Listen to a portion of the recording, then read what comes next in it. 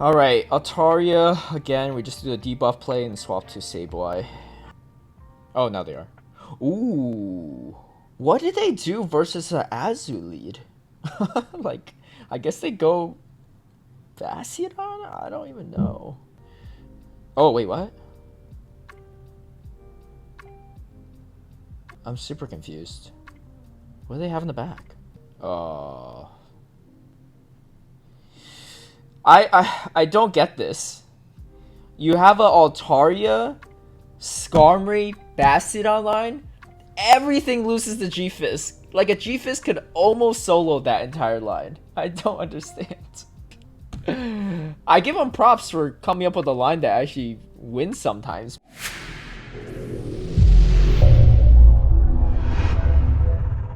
Hey everyone, so I dropped a hint on what my next GBL line would be, and it is something related to a spider. So some guess Galvantula, but it indeed is actually the new spider that got a lot of buffs, which is Ariados. Got a buff in its Fast Move Poison Sting, which pretty much is now a Mudshot clone. Cross Poison got buffed, and it also got Lunge. And so I wanted to test it out with this new team, so I have it backed up with Sableye and Jellicent. I did run this line with Politoed instead of Sableye for quite a while, and actually did pretty well for me early on, but it definitely got a little bit harder to force shields against a counter swap that was the grass, whereas Sableye is a much better safe swap in that regard, so I decided to swap in Sableye, but Politoed is a good substitute as well. For the Politoed variation, I ran Mudshot with Weather Ball and Blizzard. Alright, so going into the first matchup is a Golbat lead, definitely one of the worst things for this team.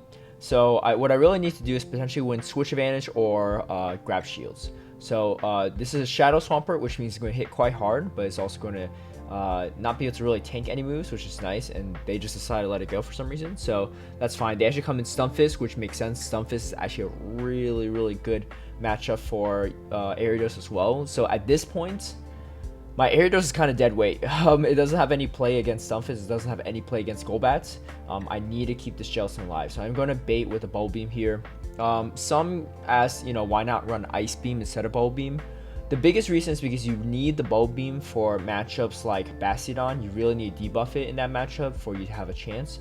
The other reason is also there's been a number of times where that bait has come in handy, and so yeah, so as you can see right here, I am going for a bait right here and hopefully grabbing a shield. I'm going to swap straight to Ariados. Now this is not a great matchup for me, but I actually shield the Shadow Ball because I guess I need to do as much chip damage as possible here, which makes sense. I'm going to debuff, but as you can see, all of Ariados' moves are resisted. Even debuffing this Golbat, the wing attacks are still going to hurt quite a bit, so I'm going to start throwing Cross Poisons after debuffing this Golbat.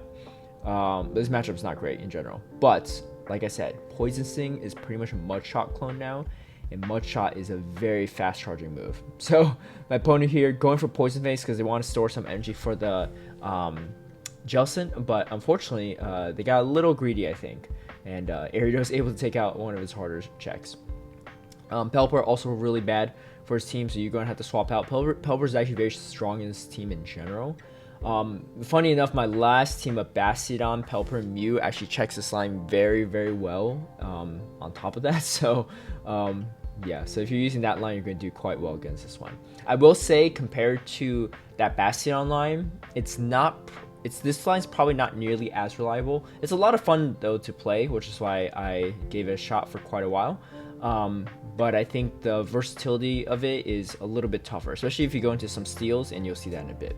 Alright, so this opponent actually comes in with a Shadow Skuntank. This is actually perfect because these lunges are going to do neutral, and I had attack boost, so with shields down, I'm able to do a bunch of damage there.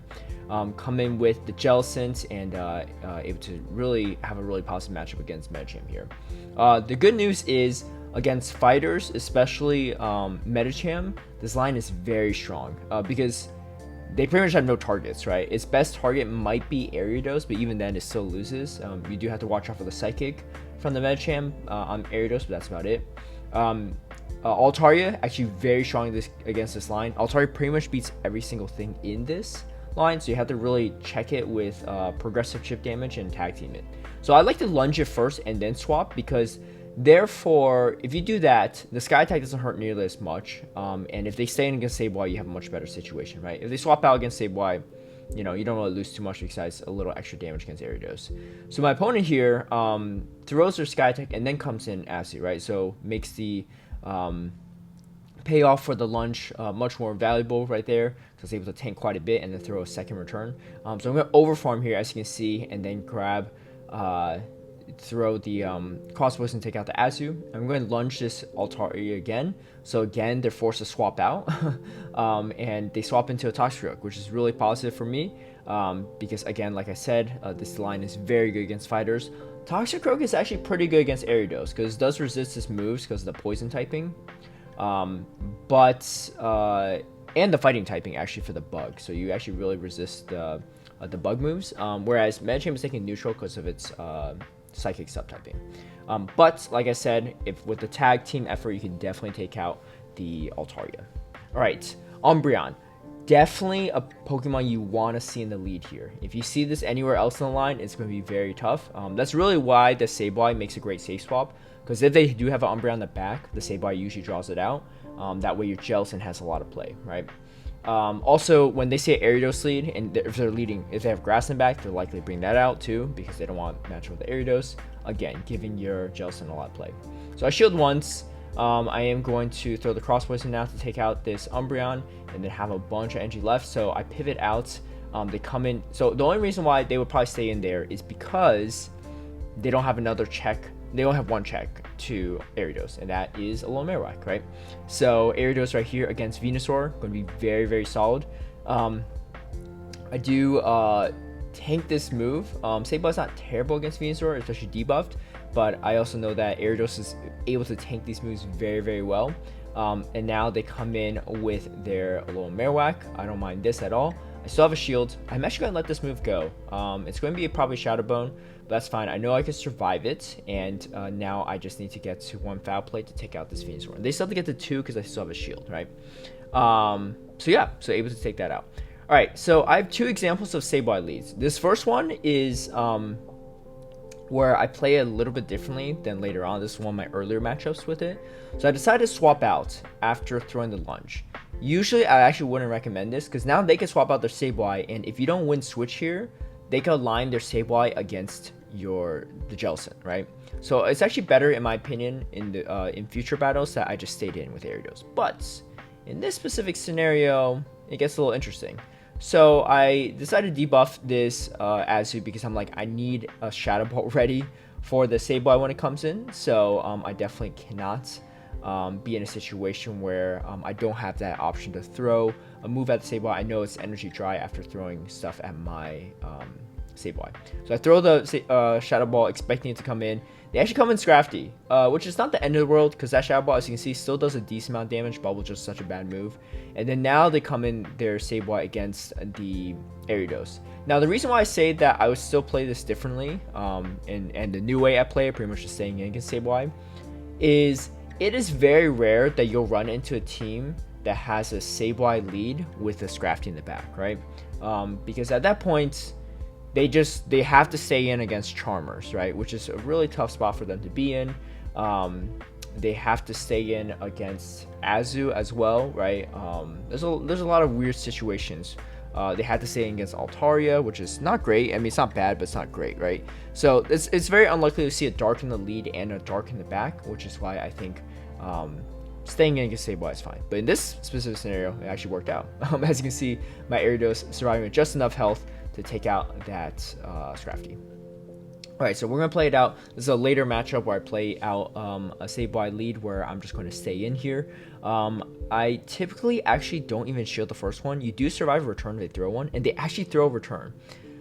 So I'm going to throw his lunge, is fine. If they decide to stay in and no shield, that's fine. This is definitely an XL Sableye, so it is able to tank quite well. And then now I come in.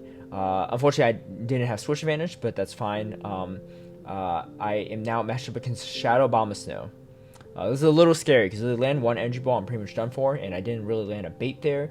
I'm just going to go straight Shadow Ball, see what happens, and let's see if they go for a bait here or not. They actually go straight energy ball, so this is good.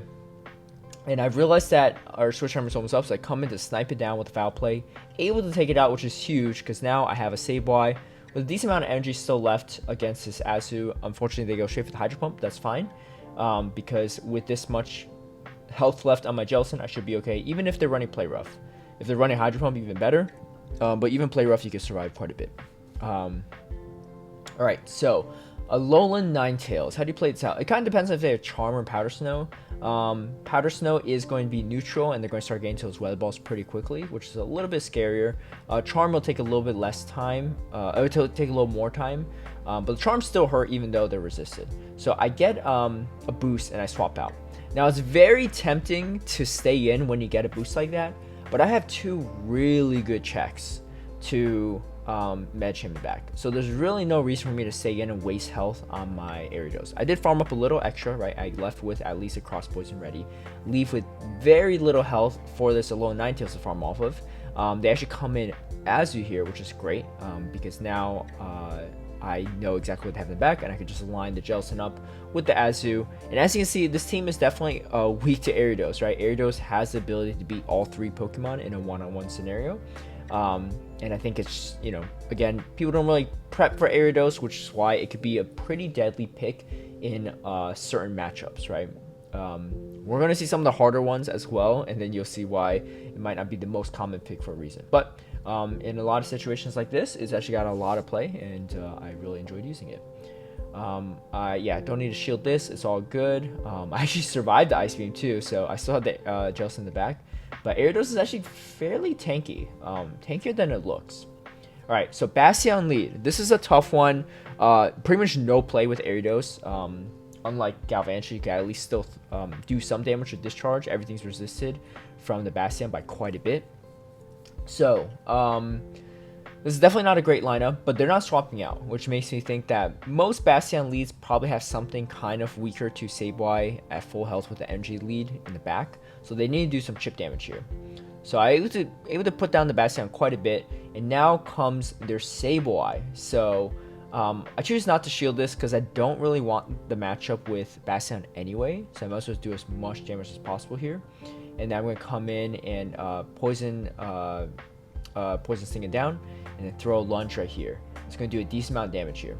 So I come in with Sableye here. There's actually a slight misplay. I should have came in Jellicent, because I gave this Medicham a lot of farm, even though I did some decent damage with Shadow Claw. I should just came in Jellicent there, because yeah, I came in too quickly, so I didn't wait out my Switch Clock. But there's still a lot of play here. But if you pay attention to what happens in this battle, you'll see something that kind of tilts me a little bit here. So I'm gonna go straight for the Bubble Beam, really trying to grab their shield, but they finally do shield.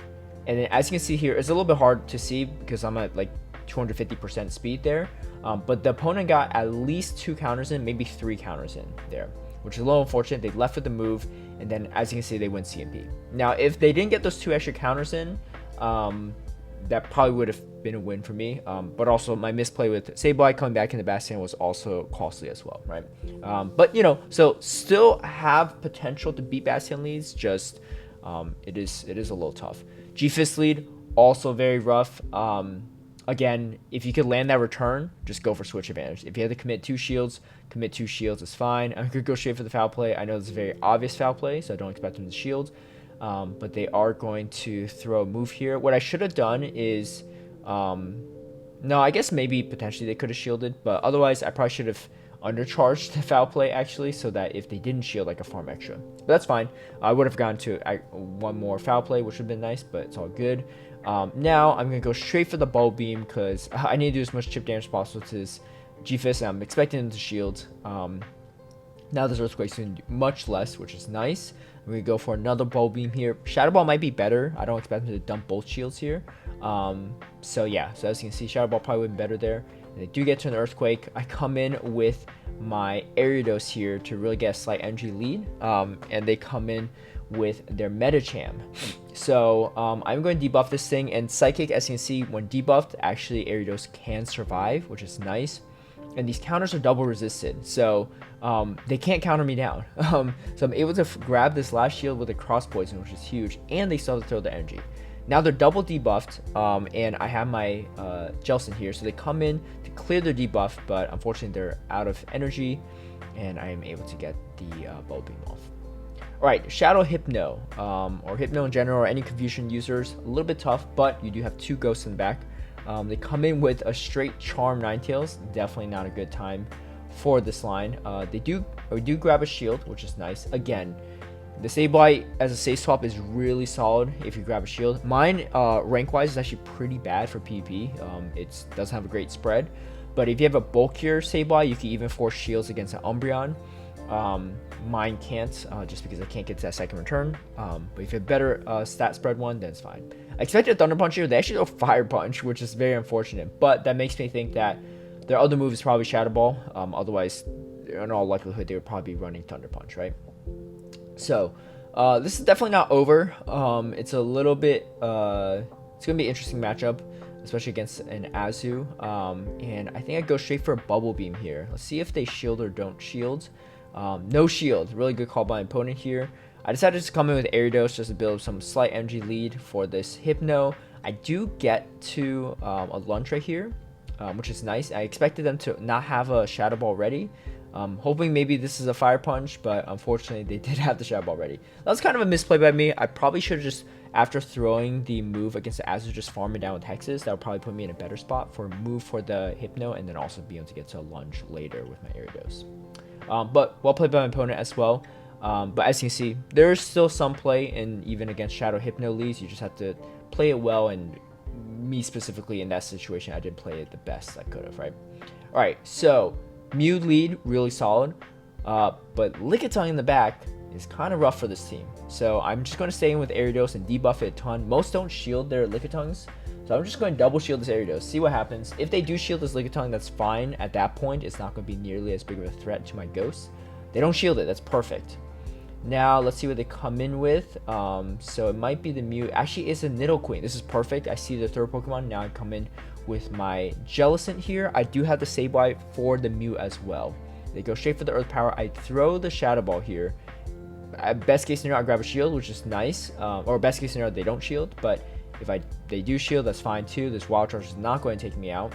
And I'm going to throw the Foul Play because I wasn't really sure on their energy. I kind of lost track a little bit. But this is fine. This Sableye is going to do a decent amount of damage to Shadow Nidoqueen, hoping to Shadow Claw it down and able to just get it done, because if they Poison Fang me down, or Poison Jab me down, I most definitely would have been hit by Earthquake right after. Alright, so against Vigoroth, you could probably debuff it first if you want to, but I decided to just swap straight to my Sableye here, because I figured the debuff probably won't carry over too much if they swap out. And they come in Altaria, which is perfect, because for my line, again, like I said, Altaria is very strong against it. It has the potential to beat all 3 of my Pokemon in a one-on-one scenario. So here's the thing. I remember I had energy stored in my Ariados. Dump it right away because Ariados would win CMP there, and therefore all their extra energy was kind of wasted. Now they come in Pelipper, so it's a Vigoroth double flyer line. Again, pretty tough for this team if you don't have switch advantage. Had I known as Vigoroth double flyer line, I probably would just stayed in Ariados in the lead, because that's where it has the most amount of play. But at this point, they come in Vigoroth. I'm just going to start debuffing away at this Vigoroth. Might tank a move before swapping out, just so I don't have to tank too much on my Ariados. I should triple debuff this thing. That's huge. Let's see what they do here. I probably should have swapped out earlier, to be honest, because now their switch timer's almost up. I'm going to farm up quite a bit here. Going to catch a move here, which is maybe not ideal, but they're super debuffed, and I'm going to throw a lunge. Lunge is resisted, but I want that reduced damage from the weather balls and the wing attacks. Hopefully I get another move off, and I do, which is perfect, right? Had I not debuffed them, that probably wouldn't have happened. And now I'm in a pretty good spot. Unfortunately, they do have a lot of energy, and it's a Bulldoze, so this is scary. We're in counter range, but they're in hex range and able to just take out the Vigoroth. So definitely a close one. All right. Venusaur lead.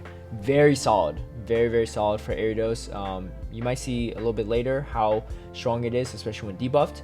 But they come in Sableye here. So again, Sableye swap in is a little bit tougher, so I'm going to double debuff it. Hopefully I take it out. If they shield, that's fine. I come in with my own Sableye. So they do shield, I come with my own Sableye. Now these foul plays will not hurt nearly as much anymore, as you can see there. So I'm just going to commit to a Shadow Claw down.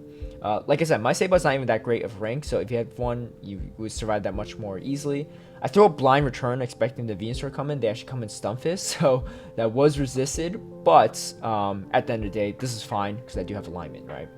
So now I'm in a good spot. I go straight for the Shadow Ball. The Stunfisk is already weakened, which makes this matchup a lot better. Alright, so now I'm coming in with that lunge. As you can see how much damage this Venusaur does to my Ariados. I'm not going to shield it. Even Sludge Bomb ends up being just a Frenzy Plant. As you can see, doing very little damage. And they shield again, alright, because they really want to get rid of my Jellicent. I'm just going to no-shield this and see how much it does. Still surviving another Frenzy Plant, and then my opponent is going to concede at that point. Alright, now, very final battle against the Tropius Double Dark line. One of my own lines that I created. The moment I saw the Tropius, I got kind of nervous. Double Dark in most lines, especially this line in the back, is just disastrous. You just don't have really any play at all. I don't really want to shield, but I kind of have to shield here. Now here's the thing, and I kind of expected it to be Double Dark in the back, which is why I chose to shield. I do get a boost there, which is really nice, and able to debuff this thing. But if they have an Umbreon in the back with a shield advantage, there's nothing I can do. And as the Sableye that's loaded, even debuffed, it's not really going to be a good time for me. Yeah, let's see. I obviously know it's going to be Umbreon in the back at this point. When I'm playing this matchup, I'm kind of expecting it to even catch a foul play. But yeah, my own line is my own worst enemy in this specific scenario. Not too much play you have against this. Not too much play you have against a lot of Double Dark lines, like Vigoroth's Double Dark line with the Shadow Hypno lead. Also kind of tough. But that's just kind of the name of the game. You're not going to beat every line, but overall, I had a lot of fun playing this line. In my opinion, Ariados is definitely one of the more overlooked Pokemons for the recent buffs. Obviously, against certain Pokemon, it is kind of tough to use, so I definitely understand why it's not nearly as versatile as Nidoqueen. But as you can see, in a lot of these matchups, it has a lot of play. A big shout out and thank you to all my patrons who've been supporting my content creation. If you'd like to have early access to some of my strategies and lineups, or see behind the scenes footage of my battles, feel free to sign up in the Patreon link down below. If you like this video, feel free to give it a like and share, subscribe for future content, hit that notification bell to get alerted right when I post a new video, and I'll see y'all next time. Bye.